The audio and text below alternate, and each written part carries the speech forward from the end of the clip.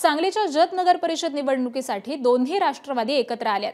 भाजप आमदार गोपीचंद पडळकर यांच्या विरोधामध्ये दोन्ही राष्ट्रवादी हा एकत्रित निवडणूक लढवणार असल्याचं अजित पवारांच्या राष्ट्रवादीचे नेते विलासराव जगताप आणि शरद पवारांच्या राष्ट्रवादीचे नेते सुरेश शिंदे यांनी पत्रकार परिषदेमधून जाहीर केलं। दरम्यान नगराध्यक्ष पद निवडणुकीसाठी शरद पवारांच्या राष्ट्रवादीकडून सुरेश शिंदे यांची उमेदवारी जाहीर करण्यात आली आहे। एवढंच नाही तर या निवडणुका दोन्ही राष्ट्रवादी घड्याळ चिन्हावरती लढवणार असल्याचं माजी आमदार विलासराव जगताप यांनी स्पष्ट केलं।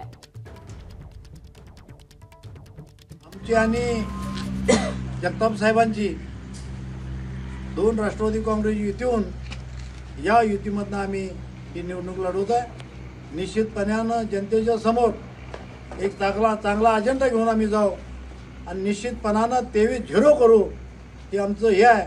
शरद पवार गट आमचा अजितदादाचा गट आणि बसपाचा अतुल कांबळेचा गट या तिघांनी मिळून ही निवडणूक लढवायचं ठरवलेलं आहे।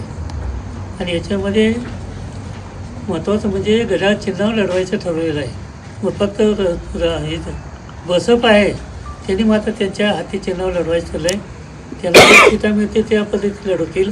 आम्हाला जे सीटा मिळतील आम्ही दोघं मिळून मेरिटनं सीटा काढू।